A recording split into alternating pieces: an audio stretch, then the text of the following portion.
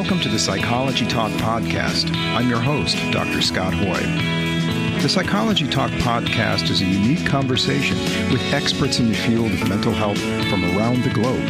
Topics include hypnosis and mind-body treatments, ethics and cultural diversity, psychotherapy and psychiatry, emerging treatment modalities, and much, much more.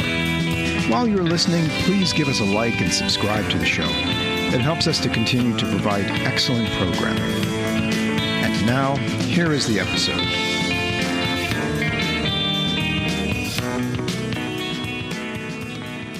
Hello, everyone, and welcome to the Psychology Talk Podcast. Today, my guest is Dr. Richard Wood. Dr. Wood is a registered psychologist in the province of Ontario, Canada. He's been engaged in full-time practice since 1974 when he received his doctorate. He's a former associate professor at the University of Toronto Medical School and the former acting director of the psychology department of Mount Sinai Hospital. He's currently retired, but sees patients part-time in private practice. Dr. Wood is here today to discuss his new book, A Study of Malignant Narcissism, Personal and Professional Insights. It's available from Routledge Press. Dr. Wood, welcome to the show. Thank you very much. That's lovely, Scott. Nice introduction. You're welcome. You're welcome. Your book is fascinating. It's gripping, and it's very personal, and at the same time, it's very professional and come from a very deep sense of psychodynamic theory. And it's a really wonderful read, a deep dive for people. It can sometimes be painful to read because of what you disclose in it. But, and it is, as we were talking earlier, it's like the first couple of chapters are very much steeped in it's like an academic textbook, right? A really nice overview of the literature review of the analysis of and origins of pathological malignant narcissism. And then it just jumps into your story, and it's really my emotional experience was, oh wow, that was a shift. But tell us a little bit about the book yourself, and maybe why you wrote it, and why you chose to disclose so much. Right.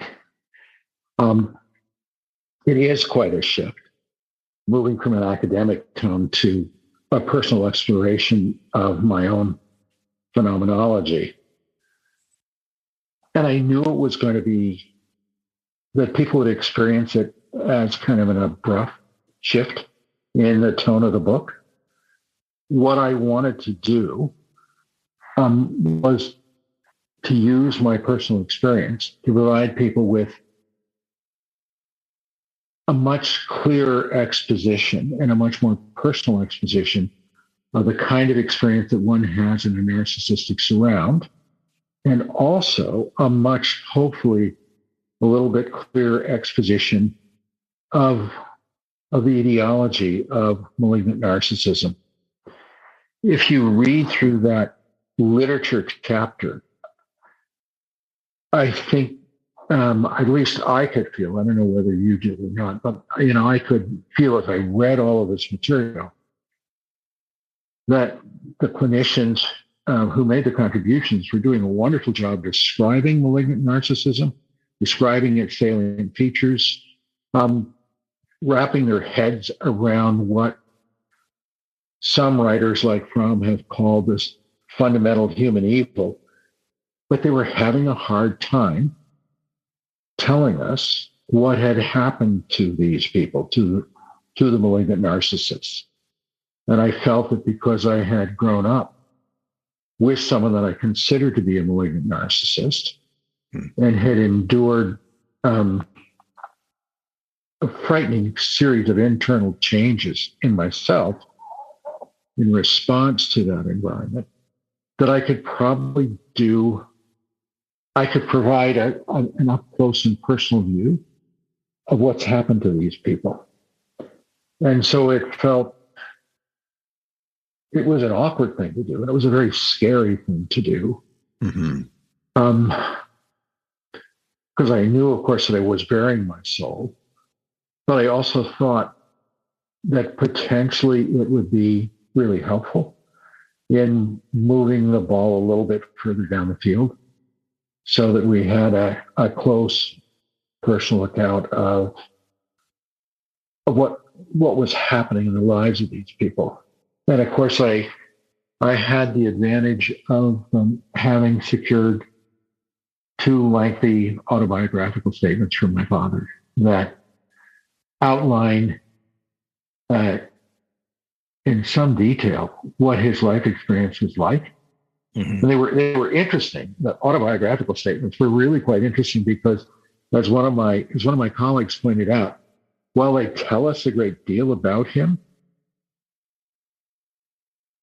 nowhere in the autobiographical statements that he provided is there any awareness of the kind of damaging impact he had on the people around him. Mm. Instead, there's an effort to create a kind of idealizing blow over the whole of his life, which just doesn't work, of course. Okay, and when I was kind of reading through that, I got the sense that he went through much trauma. Right? He was depression. He came of age in the Depression. Is that right? Yeah, that's right. Yeah, and he suffered a lot economically, and the family went through many hardships, and was put upon by like a family doctor. Is that correct? Oh, yeah. The doctor in this case was the man that my grandmother took up with after the marriage ended, and my grandfather went down to Nimrod Hall to be supported by his own family because he couldn't support the family that he had created. Mm. I think it was. I think it was particularly painful for my father because my grandfather was an ideologically fervent guy who was committed to sustaining his role as a pastor and his investment in religion, often, or I would say almost always, at the expense of his family's survival and viability. So everybody had to kneel at the altar of his version of Baptist religion, and it meant not having enough food because he was giving the money to the church building fund, not having enough clothes, and having to work all the time. So there was very little opportunity for my father to be a child and to have childish needs. Yeah, it was an interesting story to read about, and of course I not only read about it, I experienced it with him as he retold it and acted it out. I felt it really started to provide a pretty clear portrait of what had happened to him. There hadn't been any real love. No one had made sacrifices for him. He'd been idealized, but at terrible cost. He literally was only as good as his last contribution to the family. And he worked his guts out from the time he was 7 years old or so to keep the family afloat, as did my grandmother. It's a pretty harsh environment. Yeah, I mean, and you must have gotten snippets of this when you were growing up in the house, right? Just snippets. Well, it was more than that, Scott. My father would engage in long, anguished soliloquies about how terrible and how awful his early experience was. Mm. And the net effect was then, of course, that one felt guilty about what one had, and one felt a deep sense of obligation to them. Okay. But he was clearly, deeply, painfully injured by the absence of care and by the absence of empathy and by the exploitation that he endured really right up into his early 30s when he finally managed to break from my grandmother. Mm-hmm. And now, as you look back on this, do you feel empathy, like true empathy for him? not overwhelmed necessarily, but do you feel more empathy for him, having gone through this process and looked at your own history in the family? I mean, I get the sense reading the autobiographical aspects of it that you didn't count, your parents counted, and they needed you. Yeah, that's right. And no, I think now, that's right. yeah. So Because I don't hear much about you. I hear about your fear, and I think this is, yeah, I hear about your fear and your emotional impact it had on you, but like you're constantly on guard and on eggshells, right?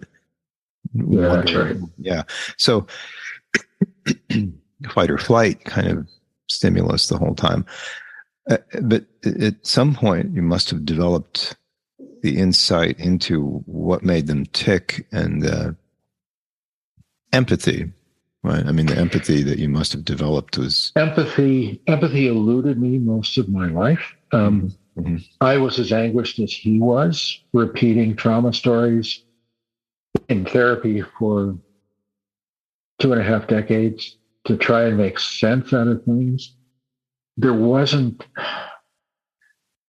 We didn't have a language of concepts to help me understand what had taken place in his life and what was taking place now within me. Mm-hmm. So for a very, very long time, I was unforgiving and I was angry and I remained quite frightened, quite cowed by him. It was only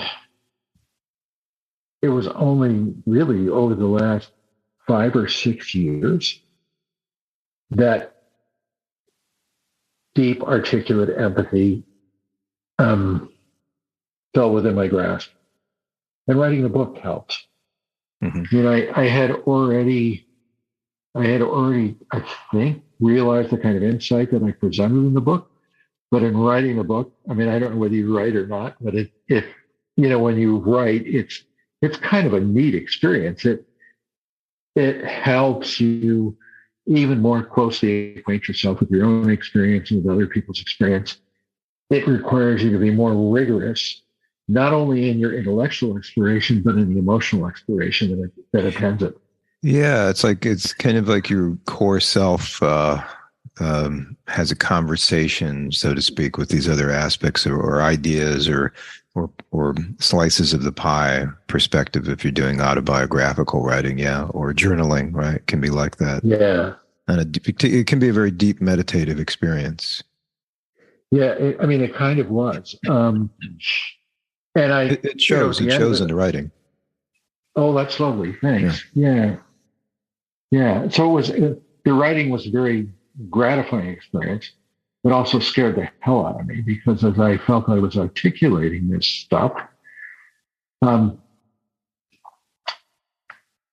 as has been true for me throughout my life, anytime I started to create an effective voice for myself, I became anxious about counterattack. And my fantasies reflected my fear that I would be attacked, diminished, or humiliated for using my voice. So that was part of the writing experience too. So it was mixed, but overall,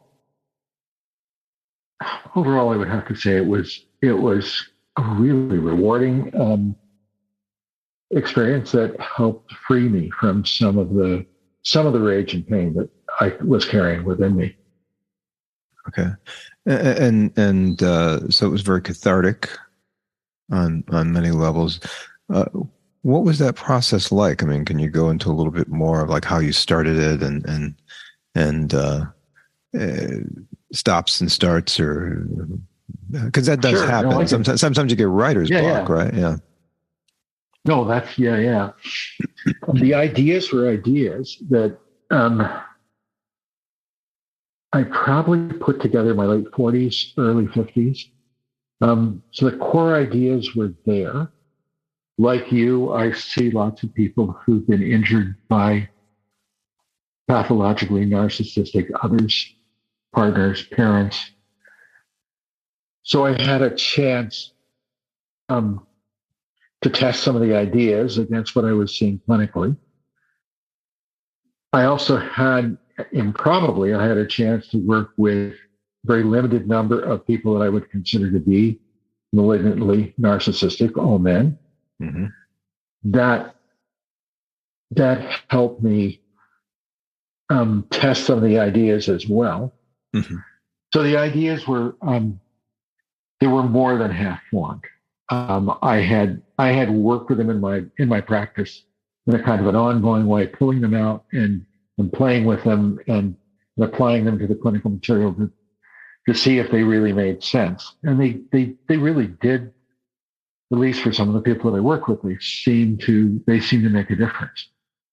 Notwithstanding that reality, sitting down to write, as I said, was a scary proposition. I mean, after all, I was sharing an awful lot about myself.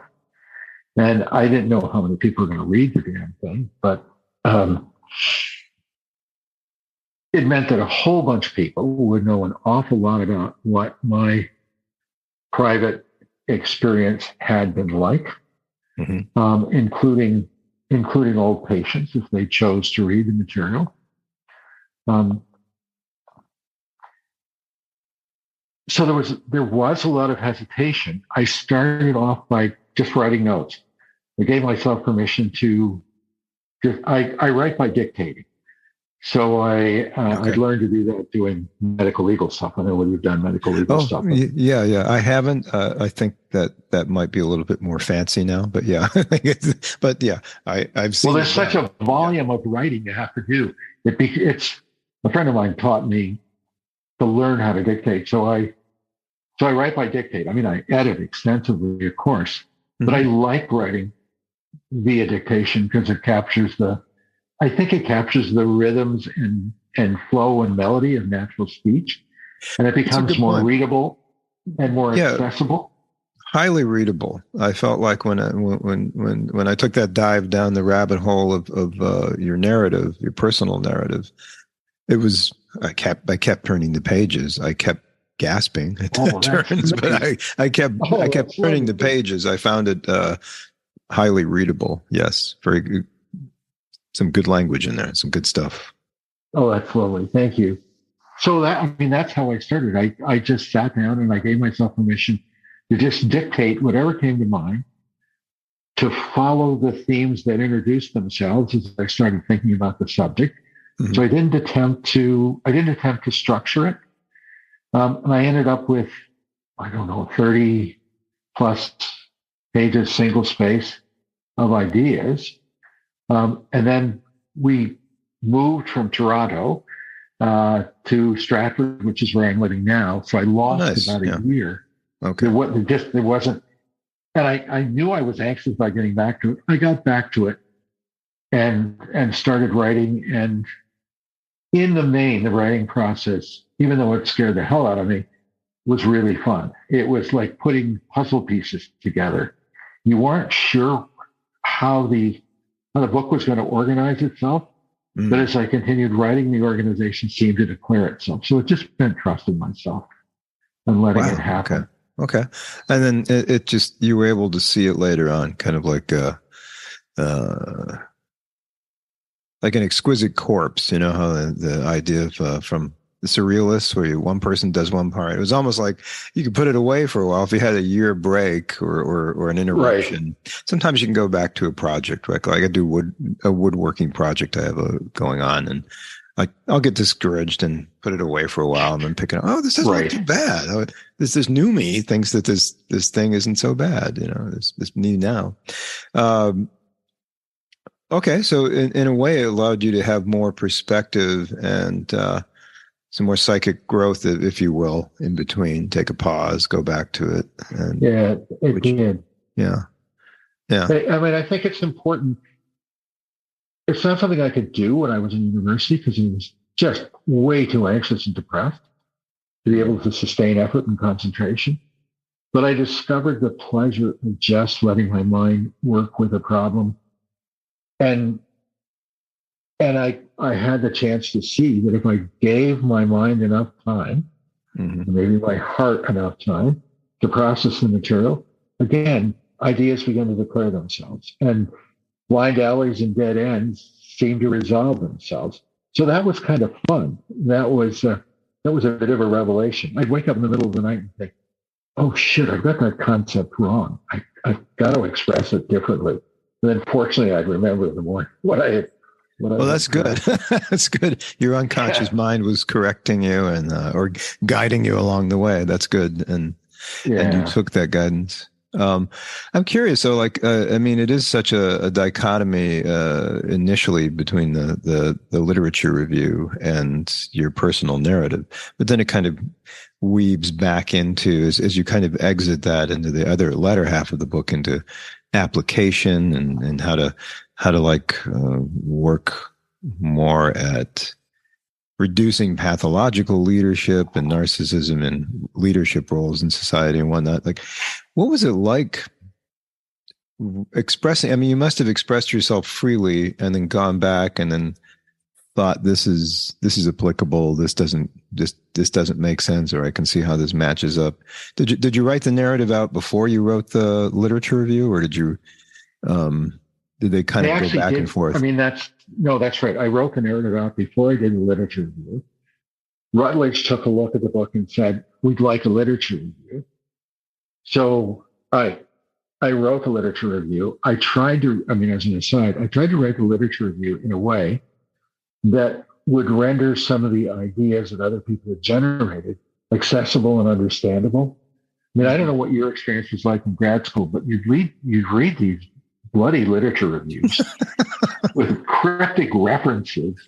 And no sense. It has not changed. It has not changed. No. So when I talked to Routledge about the literature review, I said, look, I'm not going to write a prototypical psychoanalytic literature review. I'm just not going to do that. I'm going to explain the concepts and I'm going to take the time. And they were wonderful. They said, we're on board. That's great. So I tried to use English as opposed to jargon. If you've done some psychoanalytic reading, the phrase strangled by jargon comes to mind. It's really hard to wade through some of it. You really have to struggle to ensure that you understand what the author is trying to convey. It's almost like a defense mechanism.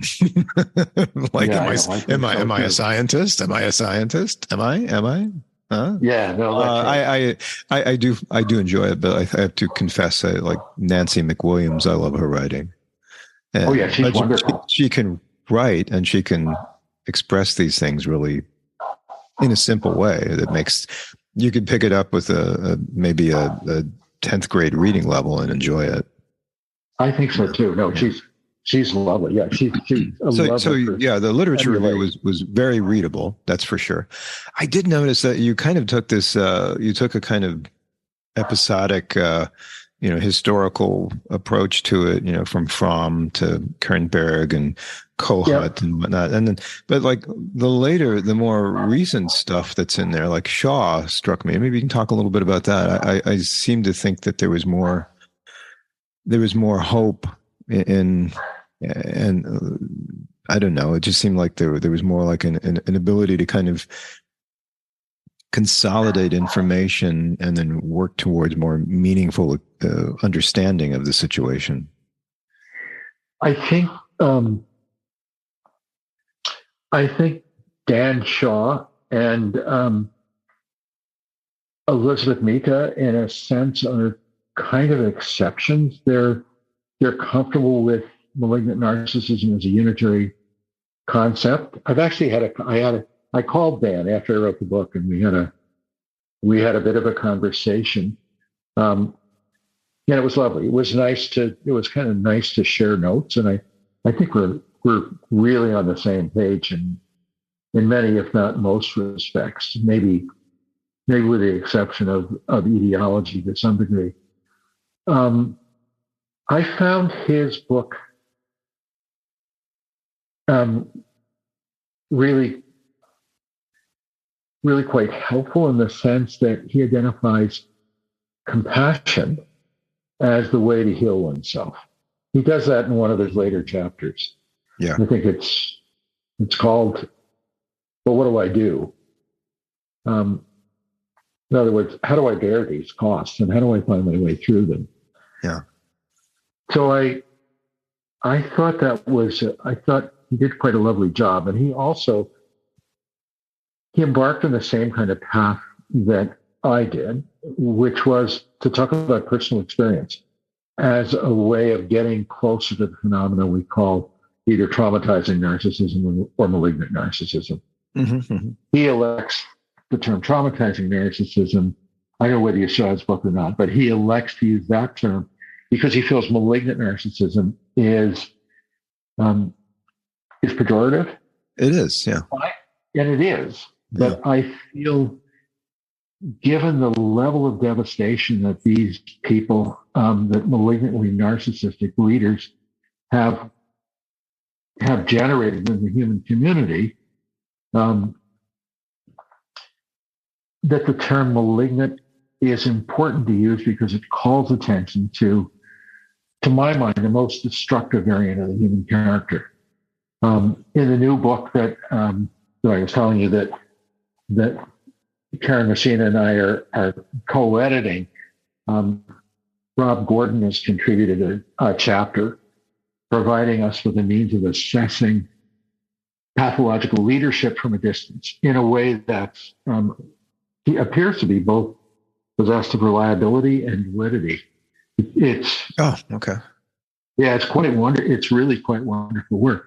He points out, as have authors like Ian Hughes and Elizabeth Mika and others, that if we look at three personalities who could be considered to be malignantly narcissistic, Mao and Stalin and Hitler, we're looking at people who accounted for as many as 190 million deaths. Yeah. Deaths. Not the people who've been maimed, not the people who bear psychological injuries, not the people who suffered intractable chronic illness as a result of the deprivation and injury that they've endured. I mean, it's a staggering number. So for that reason, I thought, no, I respect Dan's position, but I think it's important to call this malignant. Okay. But I guess I was right in assuming there was kind of a shift in some respects to try and look at what to do, and how to heal. So self-healing is finding compassion for yourself and to some degree for other people, but knowing when to say when, I guess, right? Like, especially if someone's in a position of power where they could potentially harm thousands, if not millions of people. Well, that's right. And I think it's important to be able to say, we have to understand what's happening to these people. And we also have to understand, just as importantly, why we have so willingly followed them throughout the course of human history. That's important to struggle with, because it's apparent that we also carry great potential for malignancy within ourselves. And that's part of the focus in the later chapters. Trying to delineate what pathological leadership looks like and what malignant narcissism looks like when it expresses itself in a leadership position, and trying to understand why we accommodate ourselves to such destructive people. All of those things, I think, require us to bear witness to, and I think it's not helpful to bear witness by calling these people names or dissociating them from the rest of the human experience. They're part of the human experience. And in fact, I think malignant narcissism is something that many, or if not most of us, would be capable of were we subjected to the right kinds of trauma. And I may argue that malignant narcissism is really a trauma model. So I think it's something we have to understand, but it doesn't mean because we have compassion for people who are malignantly narcissistic that we could live with them comfortably, or that we could, if we were in their presence, that we could say, hey, I forgive you. As I would say I think I may have said in the book, I don't know whether I did. It is a help for me to be able to experience compassion towards my father. It's very freeing. But would I establish a friendship with a personality like my father just because I understood him? I couldn't. No. I think I get the sense working with people with narcissism, if they stick around for much therapy. Yeah, that's right. And for people working with people who are kind of tossed out like flotsam and jetsam in the wake of the ship, so to speak, the people who have been damaged by what we call cluster B type folks. Meaning personality disorders like antisocial, narcissistic, or borderline. It's almost like you need to know what those people are like so you can avoid the event horizon of the black hole that is their logic and their emotional dynamics. I agree. When I started off at Sanai in Toronto, Sanai then was very analytically oriented department. It was a really interesting personal story there, which I won't share. But we were working with largely borderline patients, so you're expected to carry a caseload. I mean, this is insane, of 20 plus borderline patients. Well, if anybody at home sees me, I'm making the sign of the cross, and I'm not very much a lapsed Catholic. God bless you, or whatever. Whoever bless you for doing that. That's quite a. It was insane. I mean, and we were constantly stressed. We're dealing with chaotic patient situations, chaotic patient relationships, or transferences in psychoanalytic terms. Yeah, it was really hard.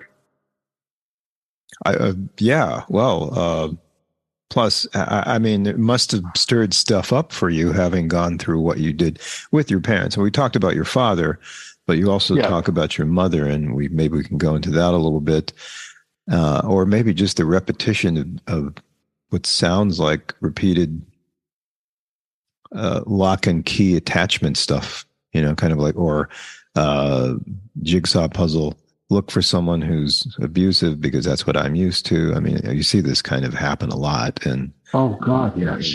Complex PTSD or generational trauma just has a lot of this. It seems once you see it, you can't not see it. Yeah, that's right. Yeah. And so they must have stirred up much for you because of the dynamics you were, it makes sense also why you must have been really good at working with them, like you knew all the steps to take to and how to parry blows and block things. I know, but I didn't.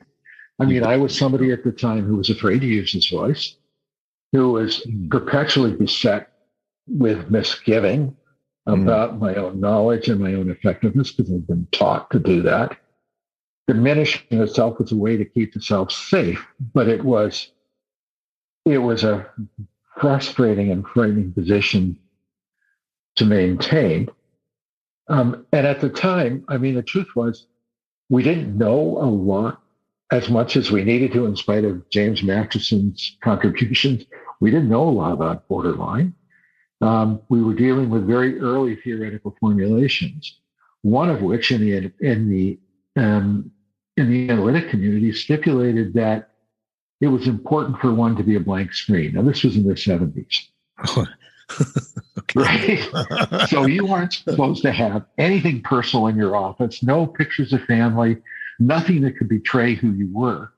What you were doing was replicating, or at least from my perspective, what you were doing was replicating the deprivation that had already damaged these people. So you produced lots and lots and lots of acting out, which was theoretically interesting and was very compelling for a lot of analytic theorists, but really destructive for the patients, I think. Well, yeah. I mean, there's been all sorts of social psych experiments where you take a cohort does a mock job interview, and you do anxiety rating scales before and after, and the people who show up with a blank slate with no emotional interaction, you can't read their emotions or how you're doing in the interview. Obviously, your anxiety spiked off the chart, even for people without personality disorders, the so-called normal, or 68 percentile people in population, or whatever the percentage is. So I could imagine that having a absolutely nothing for them to grasp onto, to see your humanity and that you're not threatening, would be just terrifying. Oh, I'm sure. Yeah, it was terrifying. And I gradually realized that it was terrifying. And as a result, in terms of vicarious re-traumatization, because you were generating so much terror and so much pain in the group of people that I was working with, there was a hell of a lot more vicarious re-traumatization to deal with. So it was in plain language, just kind of a shit show, really. It was highly contraindicated for that particular presentation. Psychotherapy is contraindicated for, yeah. Well, there are certain things like the codification of psychoanalysis and CBT that's in MBT right now, or mentalization-based treatment. That seems to be getting some good traction, to help people with narcissism and borderline personality disorder. That's interesting. No, I'm not aware of that.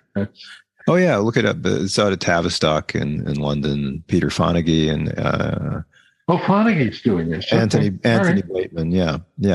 Okay.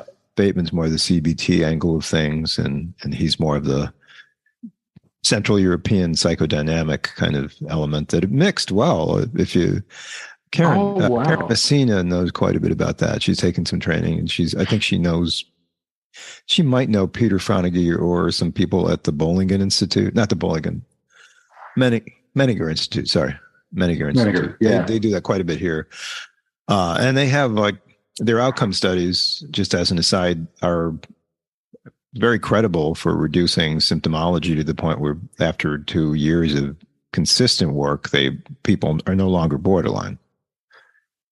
That's absolutely lovely. Again, it is lovely. And the other interesting thing about it is they created the system, and then they trained non-psychotherapists to do it, so there wouldn't be any kind of preconceived notions or effects. So you can teach it to OTs and whoever else, and you can teach it to a technician to do it. So it's very down to earth language and process oriented. So it's kind of cool.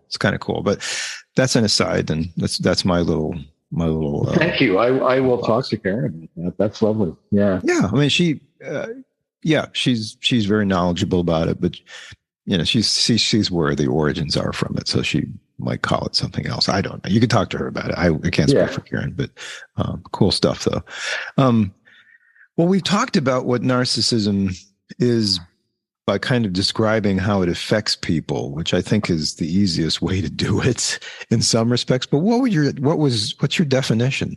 Do you have one definition that works for you of what a narcissist is, or what narcissism is? That's an important question to ask.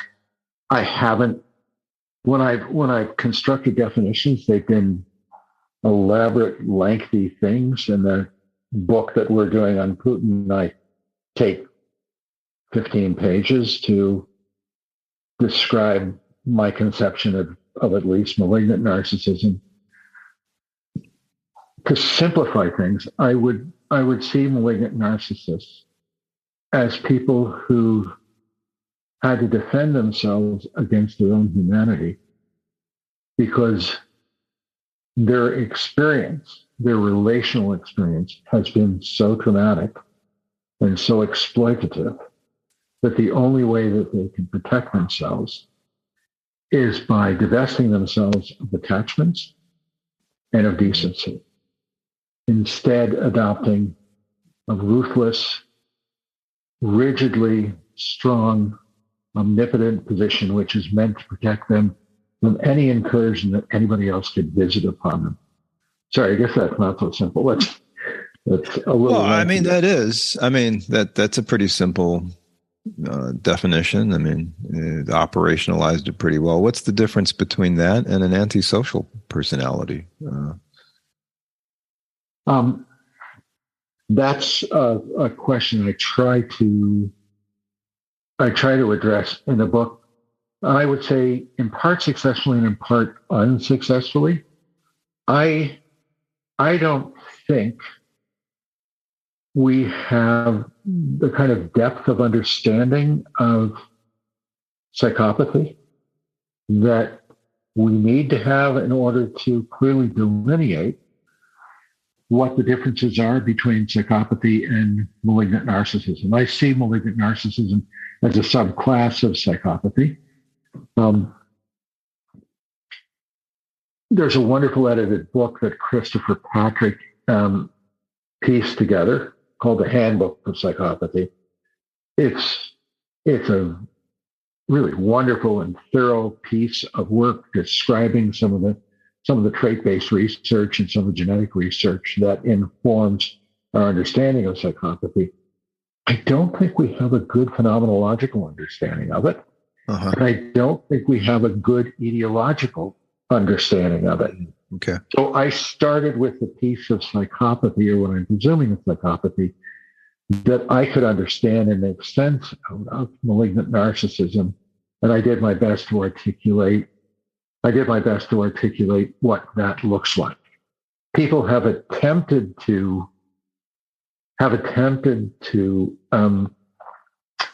capture the differences.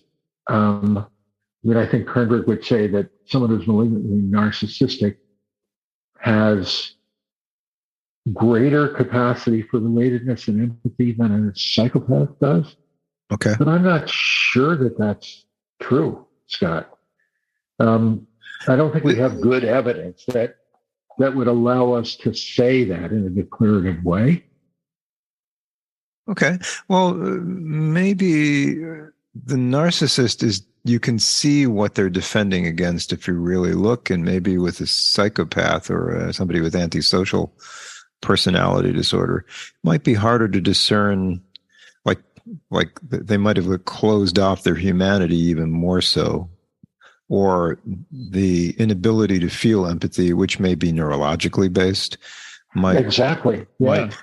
Kind of like we're finding out with women with autism disorder now, they can mask being social, and then they have this underlying disconnect from why they make us say things or behave a certain way, and it causes an internal depression and anxiety that's just consistent over years and takes a while if you even find it. And I think there's way too many people now. It's kind of, there's like an emotional contagion. Some diseases are emotional contagions, they've seen eating disorders can sometimes spread through populations. And I think social media has been kind of spreading some of these things, but there is this, I think there might be more of a neurological basis to it for whatever reason in this lack of empathy. And there might be less of, like, I suppose if you really spoke to your father at some point, you might have gotten to the point of like saying, yes, this was terrible for me. And he probably, if he could stand the insight, he might say, yes, this is why I acted out this way towards you.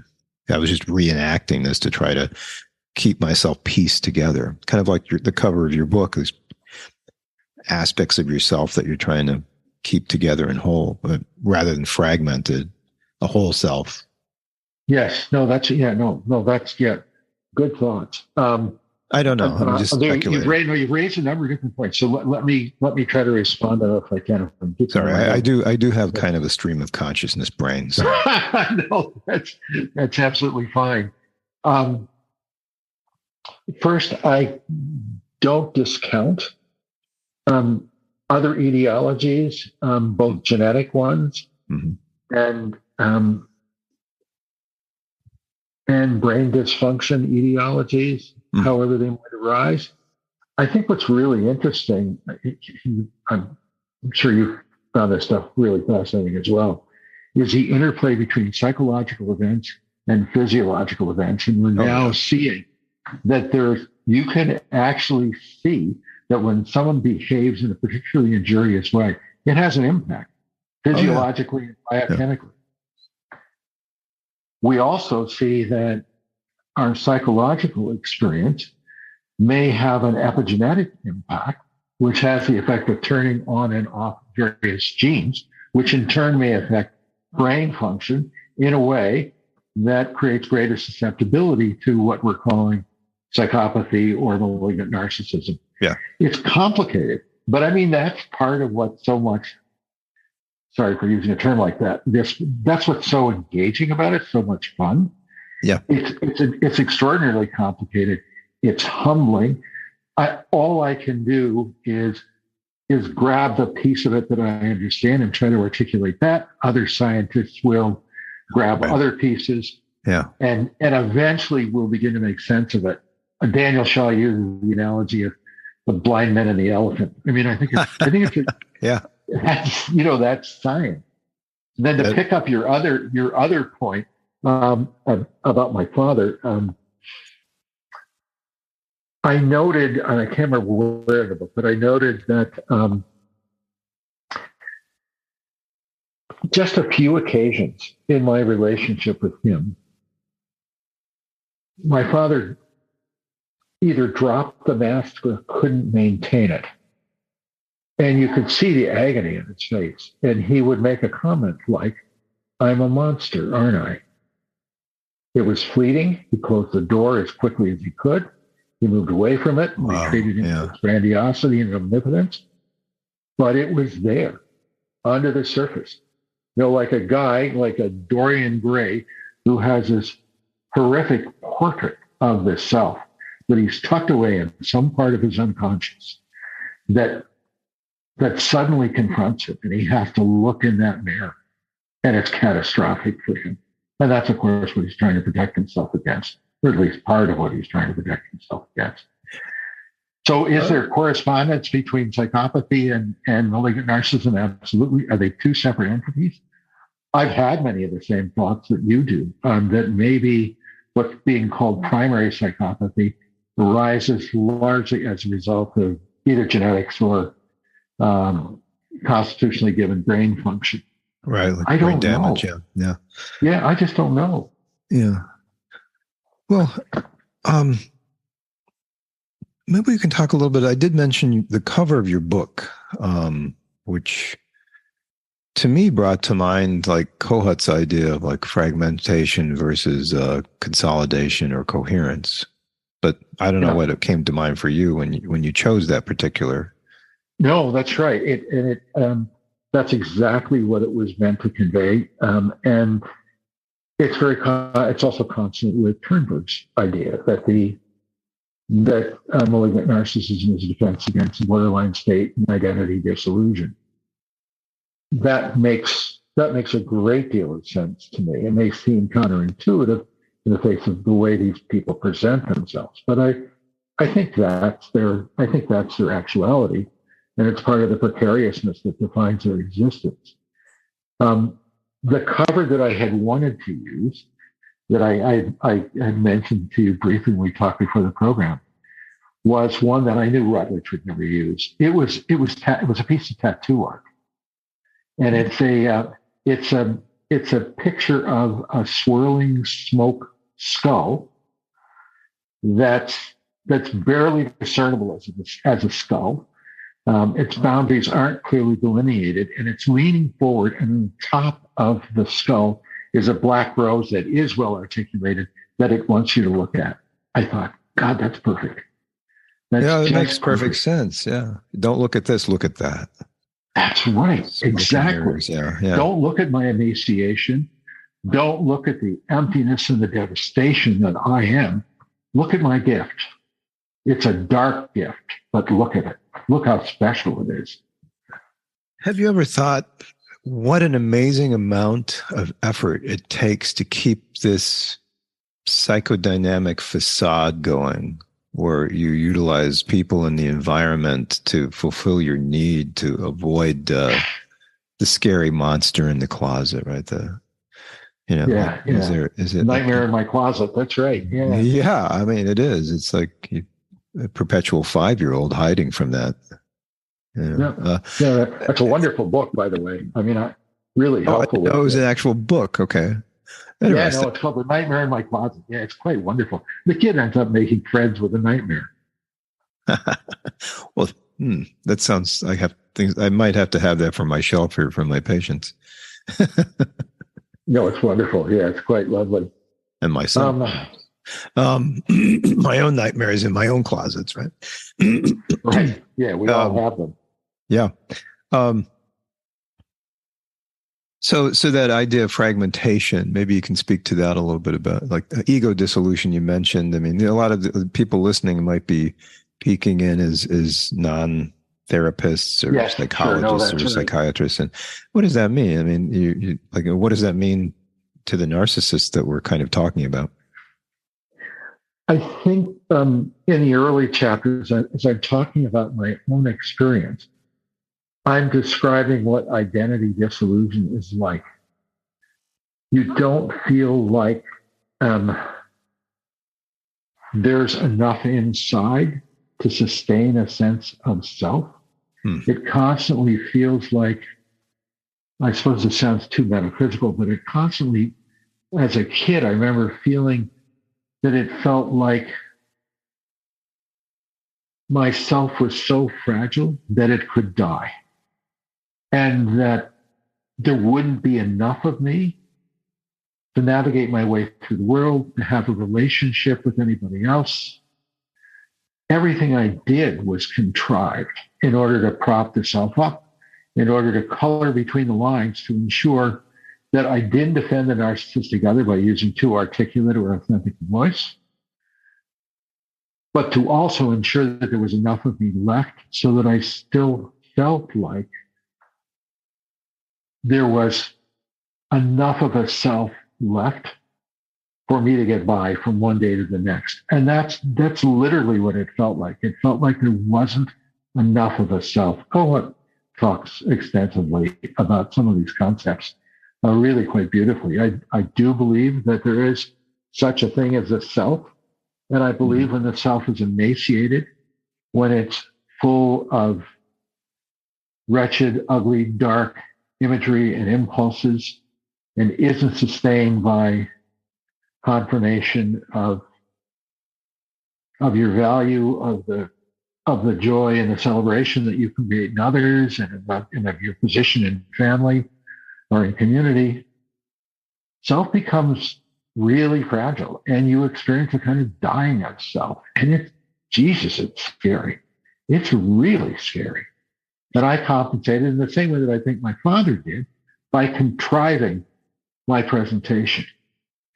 And that was interesting. As I watched myself and watched him, I could see him constantly contriving a presentation.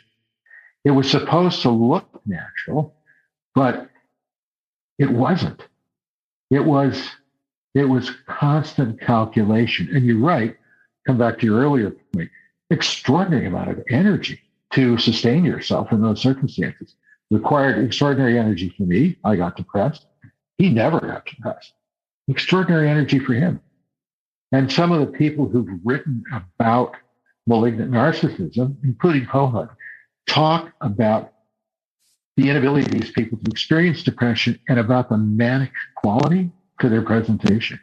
It's not episodically manic. It's a kind of a hyper. It's a kind of a manicky aspect of their personality that persists from day to day to day to day. Yeah, and I think that some of the people I've treated who are the adult children in the wake of these people, many of them are bipolar. It's like they're trying to hide from that monster in the closet by activity, by busyness. I think that maybe that's one of the etiologies or origins of causes of bipolar disorder is attachment disturbance in childhood. People will probably argue up and down, no, it's medications that will fix it, and stabilize the mood, just an imbalance in chemicals, but chicken or egg thing, like we were talking about earlier, right? So, but I think that a lot of people I've met who are bipolar, if you look at their backgrounds, if you were to use what they now call an ACE, and a adverse childhood experiences, Kaiser Permanente thing, you would find that they probably had many of those things, and you could check off a lot of it due to the parental mismatch in attachment, and or someone with a disturbance of attachment running the house or in the house as an adult. That's really, I haven't made that connection. It's a really interesting idea. I mean, that's what's fun about having conversations like this. Yeah, absolutely. Yeah. People generate ideas and new perspectives that one can explore. Yeah, I mean, reading your book for me was like, oh, this is like, it brought up so much material from my own life and also from, working with clients. Yeah, it's a very good book for that. Right? It's very wonderful. Probably would be helpful for a lot of clinicians and grad students. Yeah, that would be lovely. We did touch on a little bit earlier, and we talked about how this is, you and Karen are working on a book about narcissistic or malignant leadership, pathological leaders, with regards to something about Putin, a biography of Putin. We don't need to talk about him per se, but what are some of your conclusions about, like, how, and you touch on it in the book, but how people with these kind of malignant narcissistic tendencies tend to rise to positions of power, and how can maybe you can talk about ways we can protect ourselves against such leadership, which could be very dangerous. Yes, there is a growing but very helpful literature which delineates the pathways to power that pathologically narcissistic people can access. Most typically, and I think we saw this with Trump, the leader speaks to an alienated population who has been subjected to, for them, catastrophic narcissistic injury, reversals, economic losses, job losses, loss of status, defeat in war, social chaos that has generated real disruption in their lives.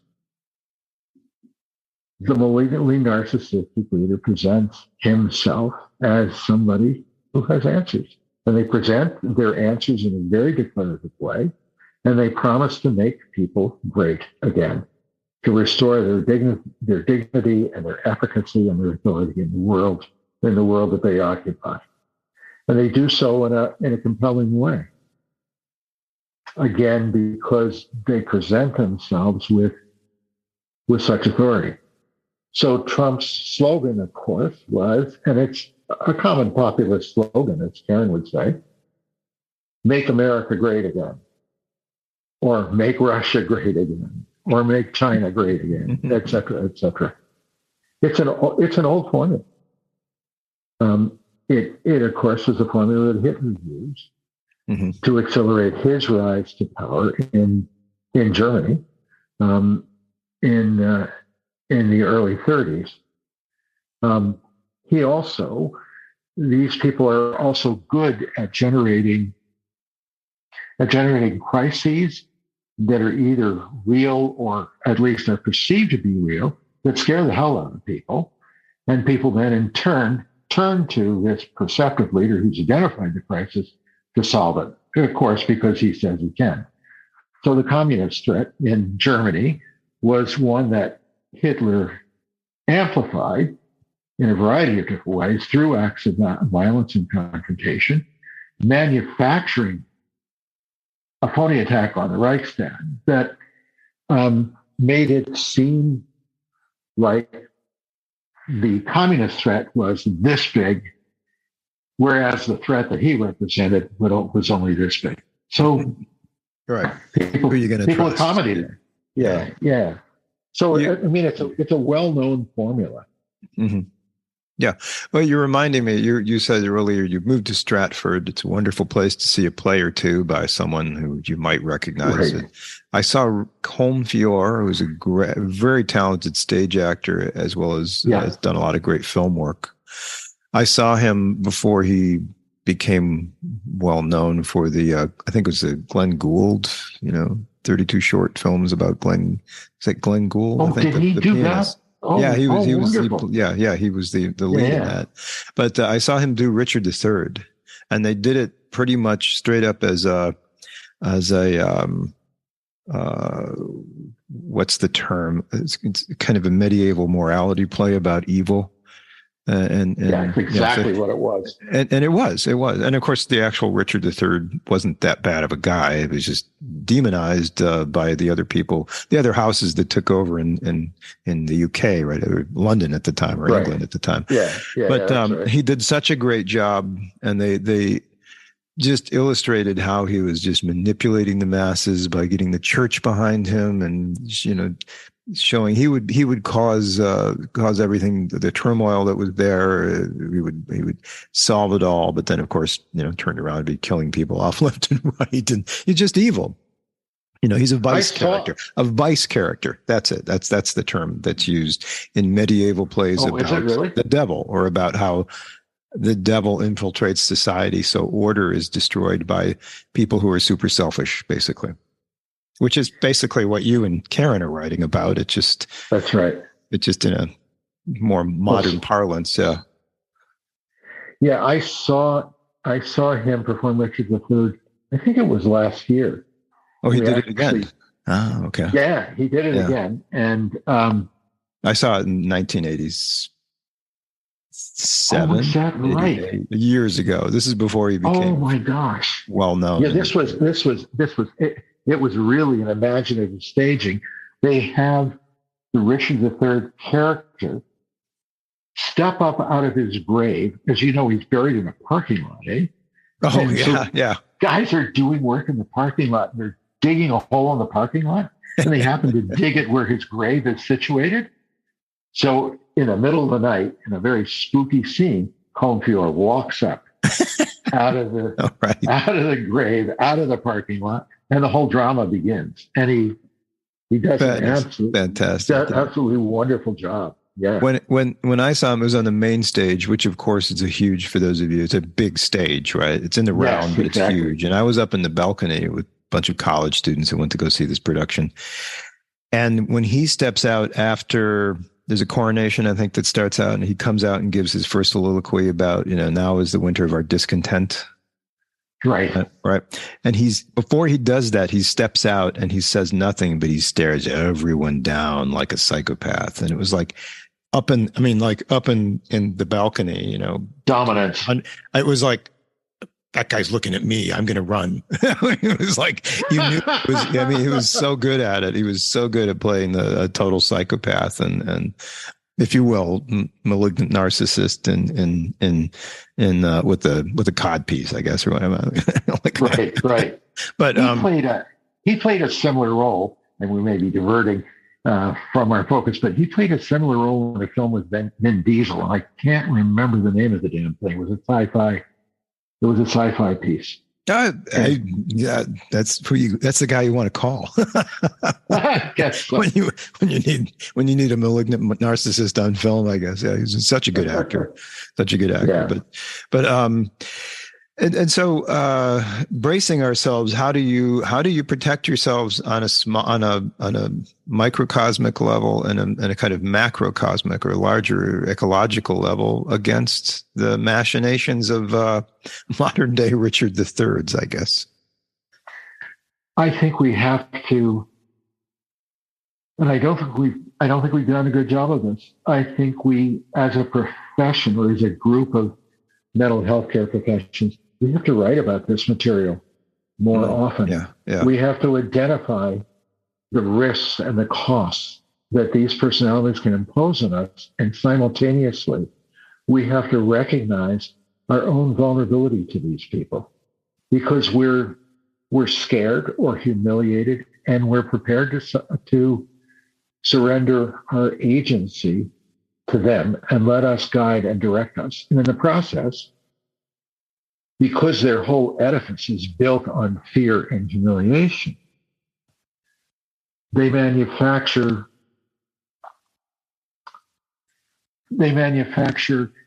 a population. They create a population that's filled with some of the most destructive human impulses that can define us, and they can harvest those impulses. Yeah, and they do that by creating an atmosphere in which, and this is certainly true of Germany. It has been true, I think, and I think it's true in Russia now, by creating an atmosphere in which, or an environment in which,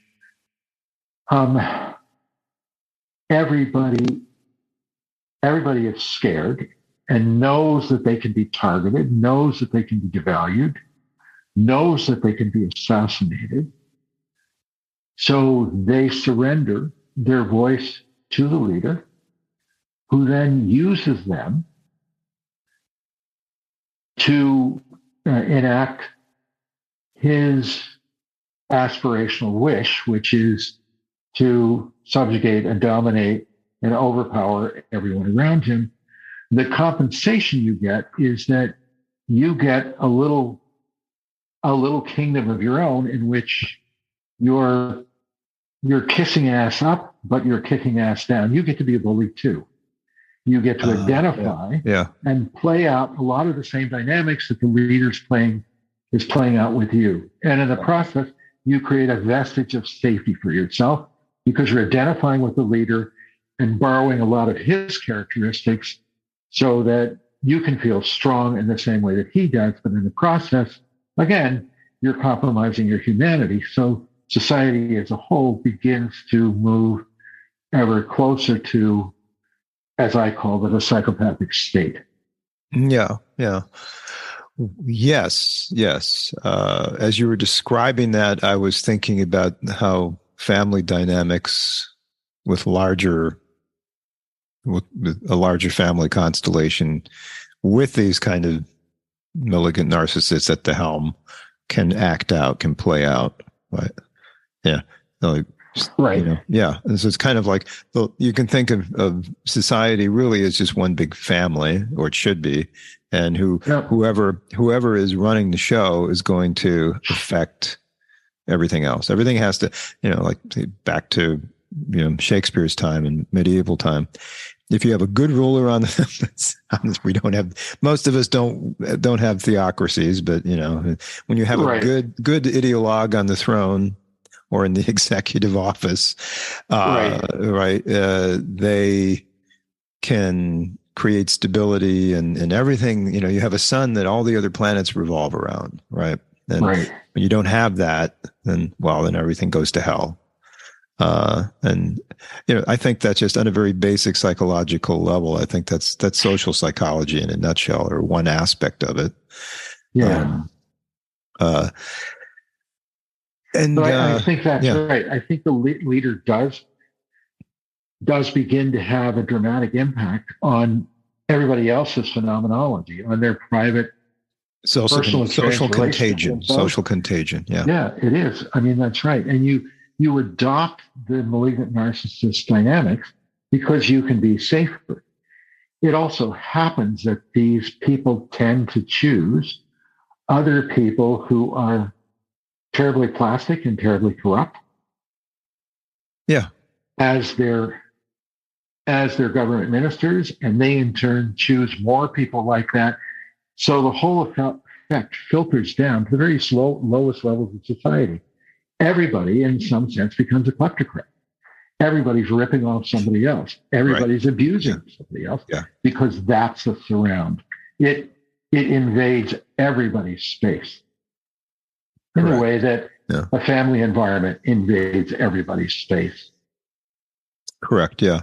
And of course, as some people say, when you're seeing somebody in the consulting room for therapy, you're not just seeing them, you're seeing the whole cast of characters of their family constellation, their developmental history, people outside the room, Yeah. I thank you for saying that. I feel that every time I see somebody. It feels like there's two or three other people in the room, and you have to be mindful of them. Yeah.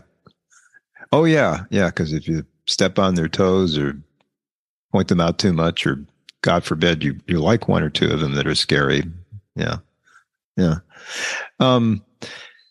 What about hope? I mean, do you see any hope here? I mean, I think you mentioned earlier before we started the recording and getting warmed up here and just recently, like, do you and Karen working on this? I know Karen Messina has written a lot about pathological narcissistic leadership and uh, strong men and whatnot, and this kind of move towards populism, pro or con, and you're working on this book on Putin. What do you think? Is there hope for the human species, the way things are organized now in this global society? I think it's Freedom House has noted that we moved from a position in 2007 in which roughly 3 people out of every 5 were living in what could be termed free societies to a position now in which roughly 1 out of every 5 is living in what could be described as relatively or so-called fully free societies. I think pathologically narcissistic leadership means that countries silo themselves, become very self-interested, dismiss their investment in rationality and reason and truth and science. It means that instead of recognizing our commonalities, we accentuate our differences. And if we do that, we can't collaborate. And if we can't collaborate, then we can't value science. Either the hard sciences or the social sciences, especially the social sciences, we're not going to solve these problems. And I don't think we have time. I mean, I don't see how we're going to knock down all the walls that pathological leadership and tribalism has erected in the world that we occupy now. Maybe we will. Maybe through some sort of Deus Ex Machina, aliens will land and will say, "Look, guys, you need to be doing this, and you can't do that anymore." But will we get there ourselves? I know Karen feels the same way. It seems improbable. There are too many walls to take down, too many perceptions to change, and it's too threatening for us to accommodate other people's realities and treat them with respect and treat them as the collaborators that we need them to be. Well, I'm not all that hopeful. Yeah. Well, I think that if economic stability is what's, or the instability is what these populists tend to feed off of. If you could have, if you didn't have the the eroding of the middle class in the United States, you wouldn't have had the 2016 election results.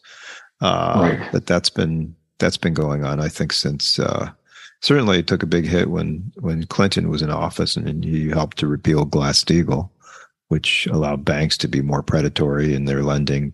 Things going on, and just not sticking up for the middle class. It's all been about the shareholder class, and how many people in their day-to-day life can sit back and analyze the situation and reach the conclusion that it's not the politicians, it's more of like the bean counters that run everything.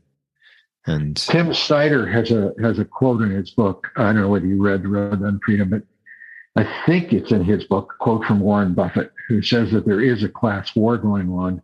And then he adds, and my class is winning. That's just very straightforward. And as he is, seems like a very genuine person. I'm wondering too, you mentioned this one rating scale that has validity and reliability on malignant narcissism or psychopathy, right, in leaders. Is that readily available? And how many industrial and organizational psychologists who get paid by organizations will use it to help them not put strong men in place? Oh, I think that's kind of where we could be of help. But in order to work as an INO psychologist, you have to get paid. You got to pay the bills and take care of things. So how do you use something like that and say, I'm sorry, you're the biggest problem here, and we need to get rid of you, CEO or whatever. Hopefully that's not the case in most organizations, and that's a tough pill to swallow for people who scramble up the ranks of an organization with a lot of cash, a lot of money. Yeah, I had never thought of the tool that Bob and people like Nancy McWilliams helped develop as being applied to corporations, the corporate leadership. There's no reason that it couldn't have been. It should be, but you're not going to keep your job in some instances, right? Unless you're,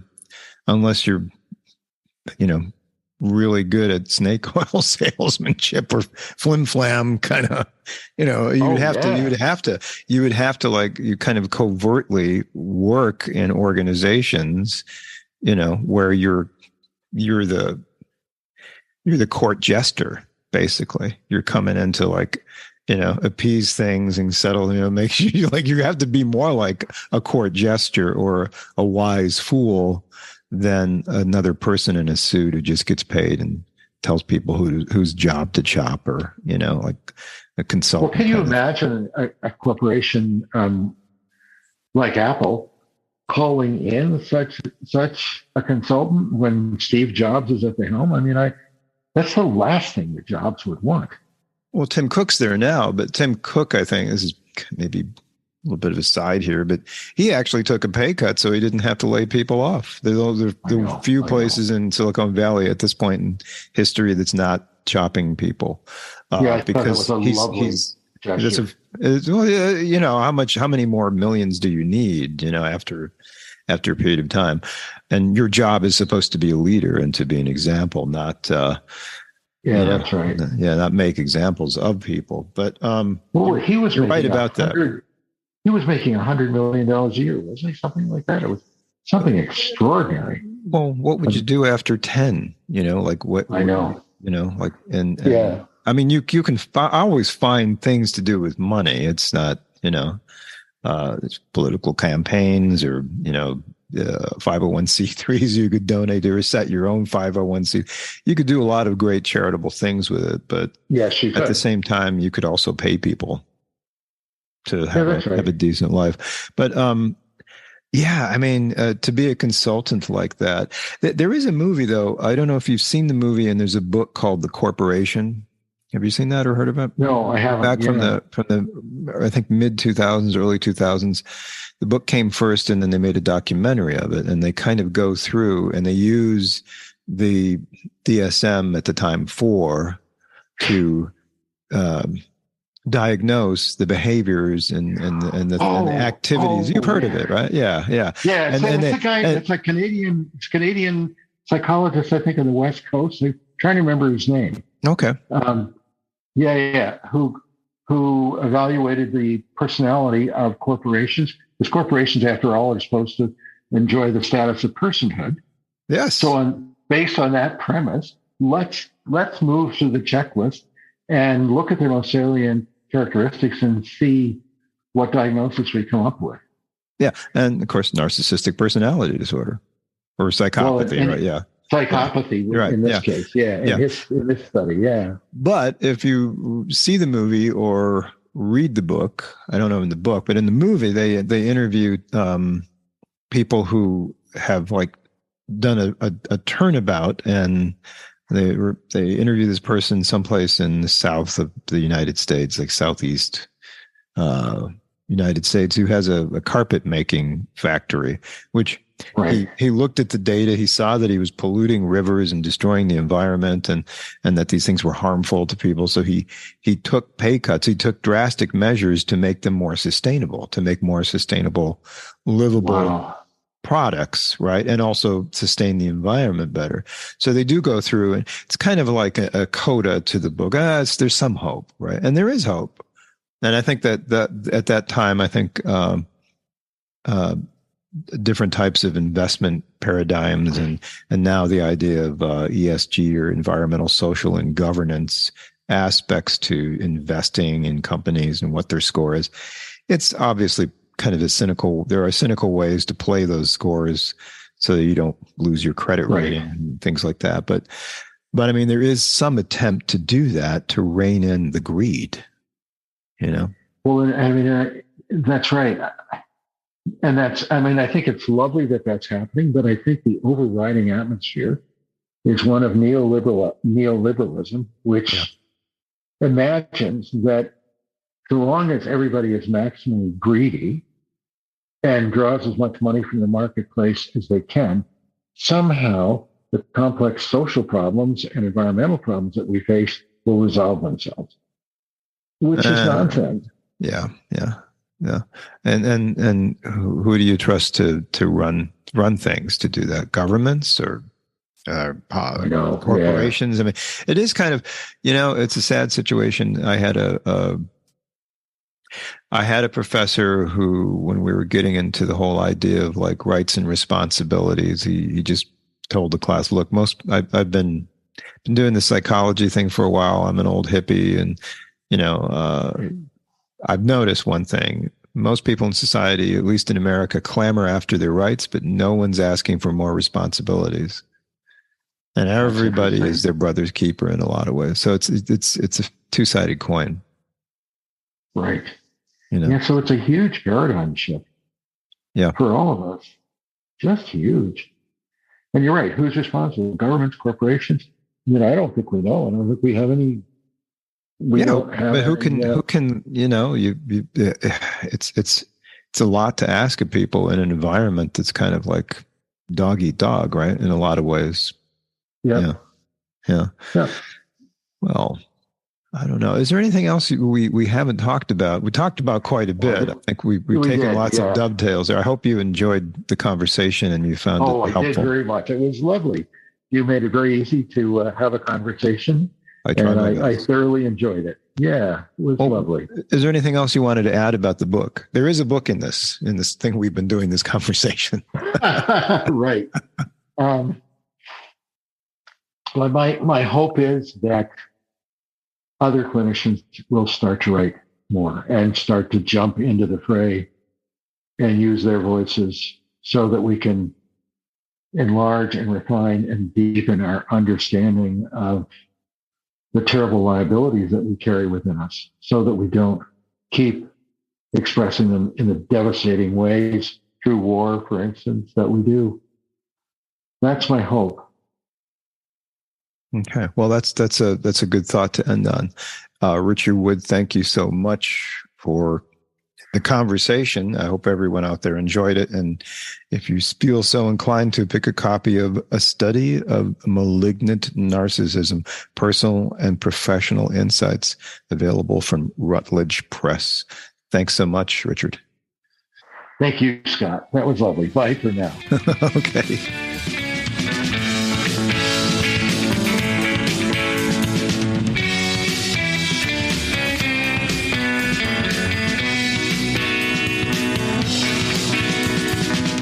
Thank you for listening. Did you know the Psychology Talk podcast is all over the World Wide Web? Well, not entirely all over, but we are in social media and we do have a website. Pop over to www.psych-talk.com to find out more about the show. All material is copyright the Psychology Talk podcast. Opinions of our guests are not necessarily those of the host or the show. Material is provided for entertainment and informative purposes only. If you need a mental health professional, please seek one out. Music is provided by the band Serenati.